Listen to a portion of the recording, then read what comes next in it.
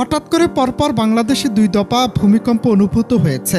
বাংলাদেশে এই কম্পন যেন সতর্ক বার্তা দিয়ে গেল ঘন বসতিপূর্ণ বাংলাদেশের রাজধানী ঢাকাকে। ঐতিহাসিকভাবে 1869 থেকে 1930 সালের মধ্যে 7 মাত্রার বেশি 5টি ভূমিকম্পে ক্ষতিগ্রস্ত হয়েছিল বাংলাদেশ। এর মধ্যে 1885 এবং 1918 সালের ভূমিকম্পে যথেষ্ট ক্ষতি হয়েছিল বাংলাদেশের। বাংলাদেশ তথা ঢাকায় বড় কোনো ভূমিকম্প হলে এর ক্ষয়ক্ষতি কি পরিমাণ হবে সেটি আন্দাজ করা খুব বেশি কঠিন কিছু নয়। অপরিকল্পিত নগরায়ন, ভূমিকম্পের নিয়মনীতি তোয়াক্কা না করে গড়ে ওঠা ভবন ধসে পড়তে সময় লাগবে মাত্র কয়েক সেকেন্ড। জনমনে আতঙ্কের ভাঁজ আর সেই সাথে আলোচনা, তাহলে কি আগামীতে ভয়ঙ্কর কোনো দুর্যোগের মুখোমুখি কি বাংলাদেশ?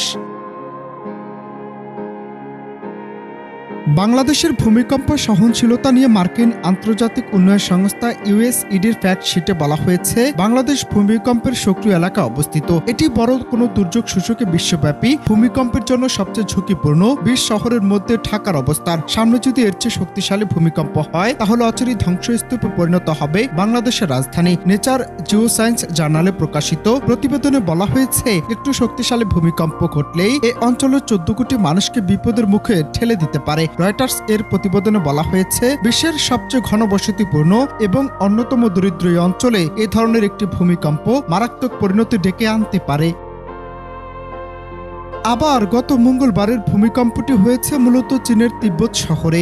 শক্তিশালী ভূমিকম্প কাঁপিয়ে দিল বাংলাদেশের রাজধানীকেও। তবে ঢাকা থেকে 618 কিলোমিটার উত্তর পশ্চিমে চীনের শিয়াং অঞ্চলে হওয়া ভূমিকম্প কাঁপিয়ে দিয়েছে গোটা বাংলাদেশ সহ 4টি দেশ। এদিকের মাত্রা ছিল রিক্টার স্কেলে 71। এক সপ্তাহে বাংলাদেশে 2 বার ভূমিকম্প ভবিষ্যতের জন্য অশনি সংকেত বলে মনে করছেন অনেক বিশেষজ্ঞরা। গত 3 জানুয়ারি উত্তর পূর্ব মিয়ানমারে হয়েছিল 5 মাত্রার ভূমিকম্প। সেটিও ঢাকায় অনুভূত হয়েছিল, যা ছিল মাঝারি মানের। কয়েক দফা কম্পনে আতঙ্কিত হয়ে পড়েছিলেন রাজধানীবাসী। মূলত বহু আগে পৃথিবীর সব স্থলভাগ একসাথে ছিল। পৃথিবীর অপরিভাগে কতগুলো অনমনীয় প্লেটের সমন্বয়ে গঠিত বলে ধীরে ধীরে আলাদা হয়ে গেছে তারা। এগুলোর নাম টেকটনিক প্লেট। প্লেটগুলো একে অন্যের সাথে লেগে থাকে।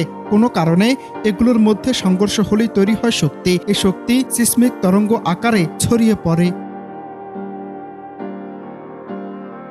এক সপ্তাহে হওয়া 2টো ভূমিকম্পের উৎপত্তিস্থল হওয়া এলাকাগুলো এমনিতেই ভূমিকম্প প্রবণ হলেও বাংলাদেশেরও বিপদ আছে। কেন এমন শঙ্কা? গবেষকদের মতে সাম্প্রতিক বছরগুলোতে দেশের বেশিরভাগ এলাকা জুড়ে ছোটখাটো কম্পনের ঘটনা বড় ভূমিকম্পের সম্ভাবনা তৈরি করে। এই অঞ্চলে 75 বছর ধরে বড় কোনো ভূমিকম্প হয়নি। সেই কারণেই একটি বড় ভূমিকম্পের সম্ভাবনা দেখছে বিশেষজ্ঞরা।